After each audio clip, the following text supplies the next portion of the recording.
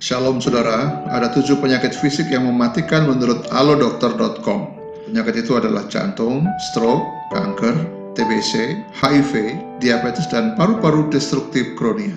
Dalam Alkitab ada 7 dosa yang berpotensi menghancurkan, yaitu dosa kesombongan, kemarahan, keserakahan, kemalasan, nafsu, iri hati, dan rakus. Dalam Roma 12 ayat 3, firman Tuhan memperingatkan akan bahaya kesombongan, khususnya kesombongan dalam hal berpikir, yang sudah menjadi pandemi di jemaat Roma. Mengapa disebut pandemi? Karena setiap orang melakukan itu. Roma 12 ayat 3 berkata, berdasarkan kasih karunia yang dianugerahkan kepadaku, aku berkata kepada setiap orang di antara kamu, janganlah kamu memikirkan hal-hal yang lebih tinggi daripada yang patut kamu pikirkan, tetapi hendaklah kamu berpikir begitu rupa sehingga kamu menguasai diri menurut ukuran iman yang dikaruniakan Allah kepada kamu masing-masing.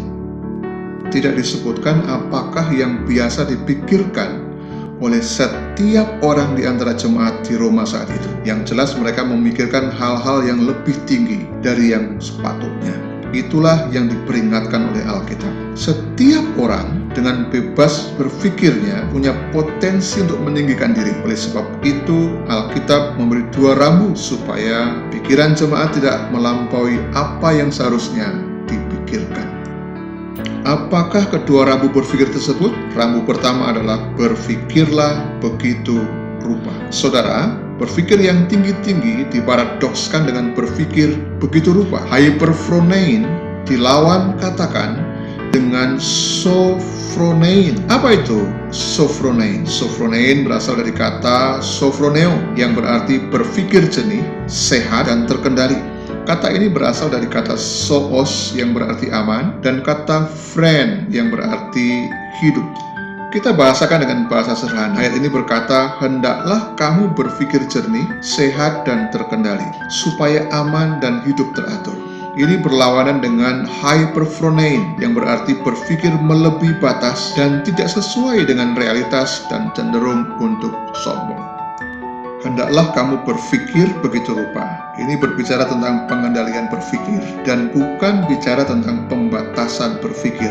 Kita bebas berpikir asalkan itu tidak bersentuhan dengan kesombongan dan tetap dalam ambang realitas. Tujuan dari berpikir yang demikian adalah supaya kita dapat menguasai diri menurut ukuran iman. Perhatikan frase yang mengatakan sehingga kamu menguasai diri menurut ukuran iman. Ukuran iman artinya sesuai dengan karunia rohani yang Allah anugerahkan kepada kita untuk melayani sesama kita. Jadi berpikirlah begitu rupa sehingga fokus perhatian kita ada pada optimalisasi karunia rohani. Pikirkan bagaimana memaksimalkan karunia rohani yang Allah percayakan kepada kita saat kita percaya kepada Kristus. Saudara, pernahkah kita mengetahui bagaimana cara suku Eskimo menangkap serigala? Dengan cara memasang pisau silet yang tajam pada darah yang membeku. Serigala pemburu buas yang haus darah akan terus menjilat tanpa menghiraukan lidahnya yang tergores terus-menerus oleh pisau silet tersebut. Alhasil, terjadilah pendarahan yang hebat dan tak selang lama serigala itu pun mati lemas. Serigala memang hebat, namun hasratnya yang haus akan darah sulit dikendalikan. Pikirannya dibutakan oleh nafsu rakusnya dan berakhir dengan sangat naif. Sama dengan dosa kita misalnya. Jika perzinahan adalah hasilnya, nafsu adalah pendorongnya, maka pikiran adalah sumbernya. Oleh sebab itu, berpikirlah begitu rupa, berpikir jernih, berpikir sehat, dan berpikir terkendali. Saudara, rambu berpikir yang kedua adalah berpikir sesuai dengan karunia masing-masing. Frasa yang mengatakan yang dikaruniakan Allah kepada kamu masing-masing mengandung arti bahwa setiap orang percaya mempunyai karunia masing-masing dan sangat mungkin berbeda satu dengan yang lainnya. Yang harus kita ketahui pertama adalah apakah karunia yang Allah berikan kepada kita itu. Setelah kita ketahui, maka biarlah kita pikirkan bagaimana cara memaksimalkannya. Pengertian yang kedua dari frasa tersebut adalah bahwa semua, baik karunia rohani maupun pemikiran kita, hanyalah pemberian Allah. Itu sesungguhnya yang ditekankan dalam ayat ini. Jadi tidak ada yang bisa kita pakai untuk menyombongkan diri. Mengapa? Karena semuanya hanya pemberian Allah. Paulus pun mengatakan di bagian awal ayat ini dengan kalimat berdasarkan kasih karunia yang dianugerahkan kepada. Sebagai rasul yang punya hak untuk memberi peringatan, Paulus sendiri pun sangat sadar bahwa kerasulannya adalah karena pemberian Allah. Dengan kata lain, Paulus yang pemikir ulung, murid Gamaliel, penuh dengan karunia-karunia rohani itu berkata, dengan kerendahan hati, aku berkata kepada setiap orang di antara kamu, janganlah kamu memikirkan hal-hal yang lebih tinggi.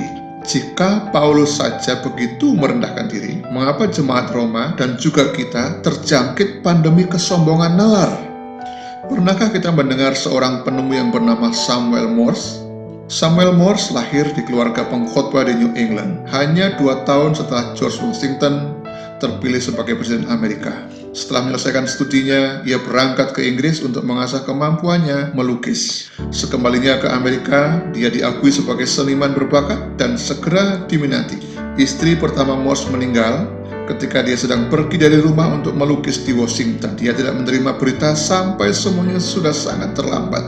Dalam kesedihannya, dia berpaling dari melukis dan mulai mencoba mengembangkan sarana komunikasi cepat untuk jarak yang sangat jauh. Inilah yang mendasari penemuan telegraf. Terlepas dari ketenarannya dan banyak penghargaan yang didapatnya, Morse tidak bangga atau sombong.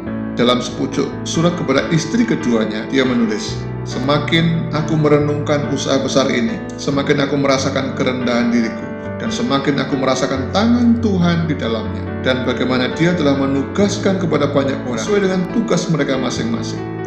Dia adalah pengendali yang hebat. Kami semua hanya instrumen untuk memuliakannya. Oleh karena itu, ketergantungan kita pertama-tama adalah kepada Allah, kemudian kepada satu dengan yang lainnya. Saudara, sehebat apapun ide kita, pemikiran kita dan gagasan kita, semua hanya pemberian Allah.